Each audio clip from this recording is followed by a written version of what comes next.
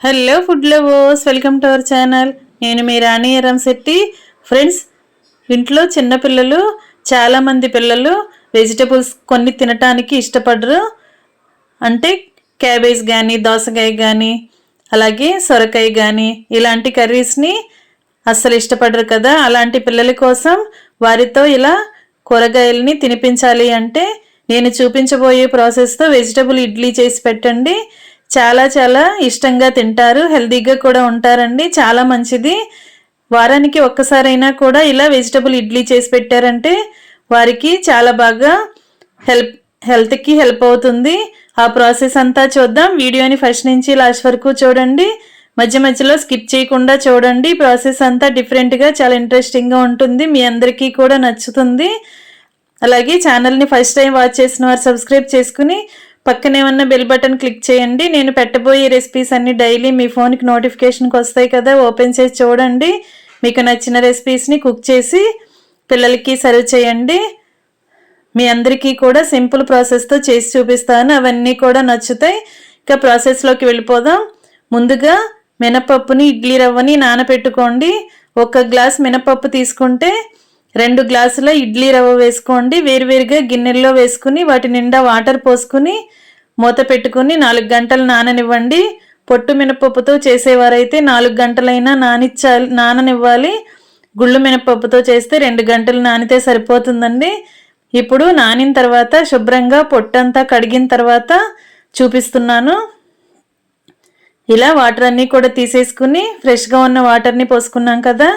ఇప్పుడు ఇడ్లీ రవ్వ కూడా శుభ్రంగా 4-5 సార్లు సాల్ట్ వాటర్తో బాగా కడగండి. కడిగిన తర్వాత వాటర్ అన్నీ తీసిన తర్వాత చూపిస్తున్నాను. వీటిని పక్కన పెట్టుకోండి. మిక్సీ జార్ తీసుకుని దానిలోకి ముందుగా మినపప్పుని వేసుకుని గ్రైండ్ చేద్దాం. వాటర్ ఏమీ లేకుండా ఇలా పప్పుని మాత్రమే జార్లోకి తీసుకోండి. ఒకేసారి ఎక్కువగా వాటర్ అనేవి పోయకుండా కొంచెంగా వాటర్ పోసుకుని బాగా మెత్తగా గ్రైండ్ చేయండి.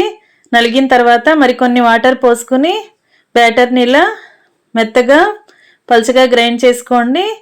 ఇలా గ్రైండ్ అయిన పిండిని గిన్నెలోకి వేసుకోండి.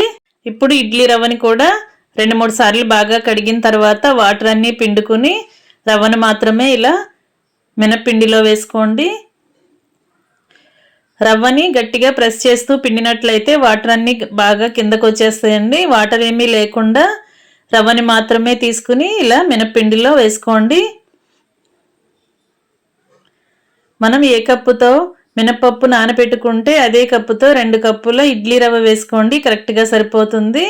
గుళ్ళు మినపప్పు వాడే లెక్క అయితే మీరు 3 గ్లాసుల ఇడ్లీ రవ్వ వేసుకోవచ్చు. రవ్వ అంతా కూడా ఇలా వేసుకున్నాం కదా. ఇప్పుడు 1 పావు టీ స్పూన్ వంట సోడా వేసుకుని ఈ రవ్వ, మినప్పిండి, వంట సోడా కూడా బాగా కలిసేంత వరకు గరిటెతో బాగా కలపండి. ఈ ప్రాసెస్ అంతా నైట్ చేసుకోవాలండి. నైటే మనం ఈవినింగ్ పప్పు నానబెట్టుకుని నైట్కి శుభ్రంగా కడిగి గ్రైండ్ చేసుకుని ఇలా రుబ్బుకున్న తర్వాత టేస్ట్కి సరిపడా సాల్ట్ వేసుకోండి. ఈ సాల్ట్ని పిండిలో అసలు కలపొద్దు, ఇలా పైన మాత్రమే వేసుకోండి. ఈ గిన్నెకు మూత పెట్టుకుని నైట్ మొత్తం నాననివ్వండి. మార్నింగ్ మనం ఇడ్లీ ప్రాసెస్ అనేది చేద్దాం. ఇలా మూత పెట్టుకుని గిన్నెని నైట్ మొత్తం పక్కన పెట్టుకోండి. ఇప్పుడు మార్నింగ్ కల్లా మనం చూసినట్లయితే పిండి అంతా కూడా బాగా పొంగుతూ గిన్నె అంచుల వరకు వస్తుంది. ఇప్పుడు మనం నైట్ రుబ్బుకున్న పిండిలో సాల్ట్ వేసుకుని ఉంచుకున్నాం కదా. ఇప్పుడు సాల్ట్ అంతా కూడా పిండిలో లోపల వరకు కలిసేలా గరిటెతో బాగా కలుపుదాం. వేసిన వెంటనే సాల్ట్ని పిండిలో కలపకుండా ఇలా మార్నింగ్ మనం పిండిలో కలిపినట్లయితే పిండి అనేది పులుపుగా రాకుండా ఫ్రెష్గా వస్తుంది. ఇప్పుడు మనం కలిపి పెట్టుకున్న పిండిని కావాల్సినంత ఒక బౌల్లోకి తీసుకోండి. మిగిలింది ఫ్రిడ్జ్లో పెట్టుకుంటే 2 డేస్ అయినా మనం వాడుకోవచ్చు కదా. ఇప్పుడు ఈ బౌల్లోకి తీసుకున్న పిండిని పక్కన పెట్టుకోండి.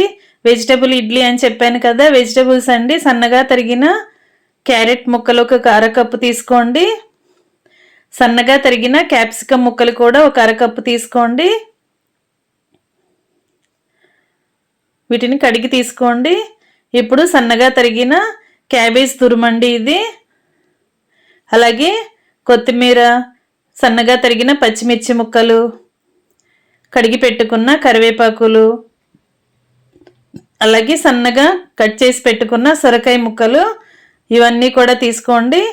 అలాగే సన్నగా తరిగిన టొమాటో ముక్కలు కూడా తీసుకోండి.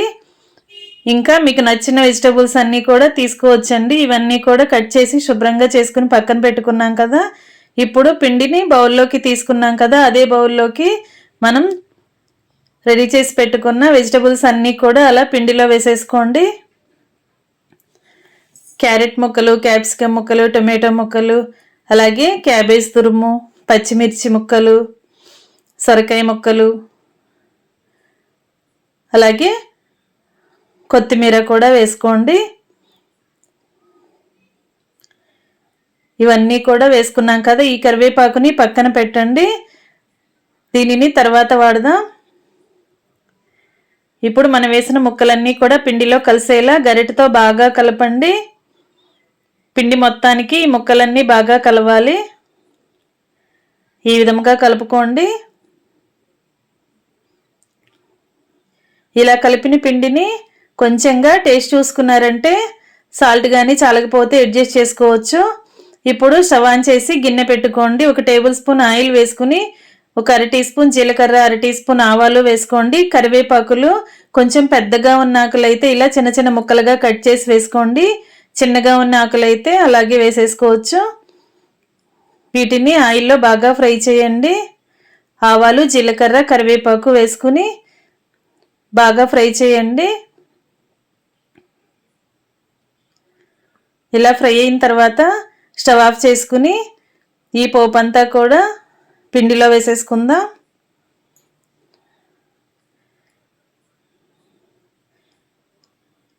ఇలా రెడీ అయిన పోపుని, ఫ్రై అయిన పోపుని మనం కలిపి పెట్టుకున్న పిండిలో వేసేసుకోండి. ఆయిల్తో సహా మొత్తం అంతా ఇలా వేసేసుకోండి. ఇంకా పోపులో శనగపప్పులు అలాంటివి ఏమీ వేయొద్దండి. జీలకర్ర, ఆవాలు మాత్రమే వేసుకుని కరివేపాకు వేసుకుని బాగా ఫ్రై చేసి ఇలా పిండిలో కలిపేసుకోండి.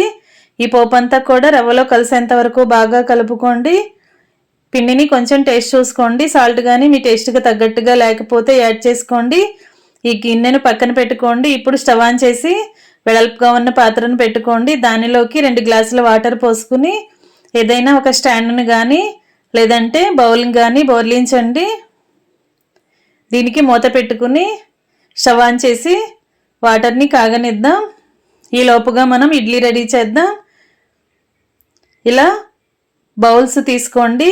మీకు ఎన్ని ఇడ్లీ కావాలో అన్ని బౌల్స్ తీసుకుని లోపల నుంచి అంచుల వరకు కూడా నెయ్యిని అప్లై చేయండి. ఇలా ఒక్కొక్క బౌల్కి కూడా నెయ్యిని అప్లై చేసి అలా పెట్టుకోండి.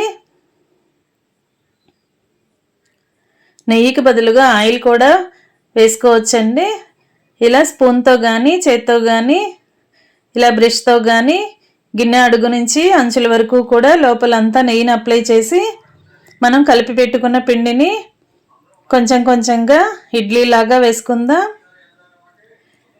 మరి ఎక్కువగా మందంగా వేయొద్దండి, సరిపడా వేసుకోండి. ఇలా సగం వరకు పిండిని వేసుకుంటే అవి పొంగుతూ చక్కగా ఉడుకుతాయి. ఇలా మనకి కావలసిన ఇడ్లీని ఎన్ని కావాలో దానిని బట్టి బౌల్స్ని ప్రిపేర్ చేసుకుని ఇలా రెడీ చేసుకుని వేసుకోండి. ఈ ప్రాసెస్ అంతా కూడా ఇడ్లీ పాత్రలో స్టాండ్కైనా స్టాండ్తో కూడా చేసుకోవచ్చు. కానీ పిల్లలకి ఇలా డిఫరెంట్గా చేసి పెడితే వారు ఇష్టంగా తింటారు కదా. ఈ బౌల్స్ని ఒక ప్లేట్లో పెట్టుకోండి.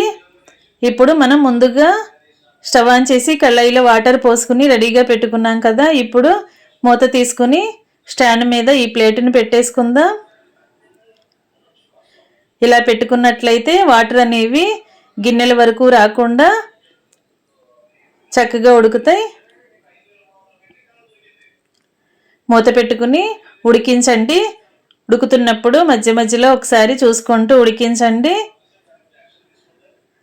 ఇలా మనం ఉడికిన తర్వాత వేళ్ళతో ఇడ్లీని టచ్ చేసి చూస్తే తడిగా లేకుండా ఉంటే కరెక్ట్గా ఉడికిపోయినట్లే. ఇంకా స్టవ్ ఆఫ్ చేసుకుని ఈ ప్లేటును పక్కన పెట్టుకుని 2 నిమిషాలు చల్లారిన తర్వాత ఇడ్లీ అనేవి గిన్నె నుంచి తీసుకుందాం.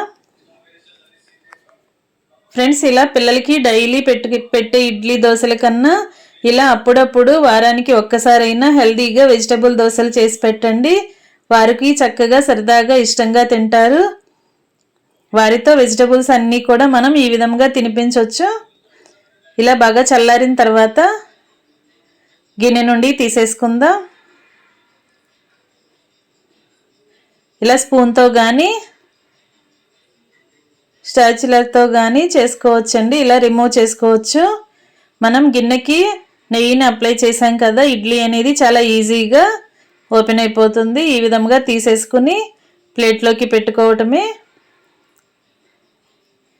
ఇడ్లీ అనేది కరెక్ట్గా ఉడికినట్లయితే ఇలా గిన్నెకి అంటుకుపోకుండా చాలా ఈజీగా మనకి ఓపెన్ అయ్యి వచ్చేస్తుంది. ఈ విధంగా మనకి ఎన్ని ఇడ్లీ కావాలో దానిని బట్టి బౌల్స్ని ప్రిపేర్ చేసుకుని బౌల్స్లో సగం వరకు ఇలా ఇడ్లీ పిండిని వేసుకుని ఆవిరి మీద ఉడికించండి. ఇలాంటి ఇడ్లీ వారానికి ఒక్కసారైనా తింటే ఇంట్లో అందరికీ హెల్త్కి చాలా చాలా మంచిది. ఆవిరి మీద చేసుకున్నాం కదా. ఇంకా రెడీ అయిపోయాయండి వేడివేడి ఇడ్లీని ఫ్యామిలీకి సర్వ్ చేసుకోవటమే. వీడియో నచ్చినట్లయితే లైక్ చేయండి. మీరు కూడా కుక్ చేసి పిల్లలకి ఫ్యామిలీ మొత్తానికి సర్వ్ చేయండి. ఛానల్ని ఫస్ట్ టైం వాచ్ చేసిన వారు సబ్స్క్రైబ్ చేసుకుని పక్కనే ఉన్న బెల్ బటన్ క్లిక్ చేయటం మాత్రం మర్చిపోకండి.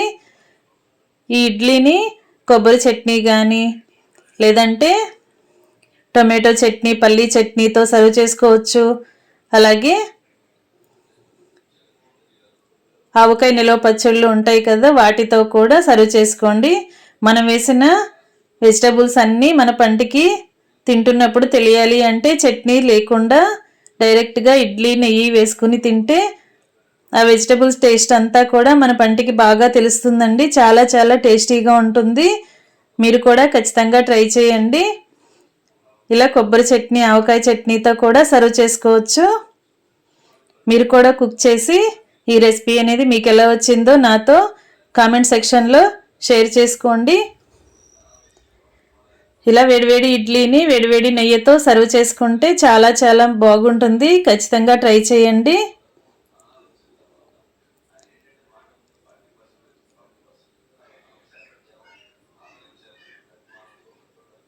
ఇలా కొబ్బరి చట్నీతో, పల్లీ చట్నీతో లేదంటే ఆవకాయ చట్నీతో సర్వ్ చేసుకోండి. ఇంకా వెజిటబుల్స్ ఏమైనా మీకు అనుకూలంగా ఉన్న వెజిటబుల్స్ అన్నీ కూడా ఇలా వేసుకుని పిండిలో కలుపుకొని ఇడ్లీని ప్రిపేర్ చేసి చేసుకోవచ్చండి, సర్వ్ చేసుకోవచ్చు. చాలా చాలా టేస్టీగా ఉంటుంది. ఖచ్చితంగా ట్రై చేయండి.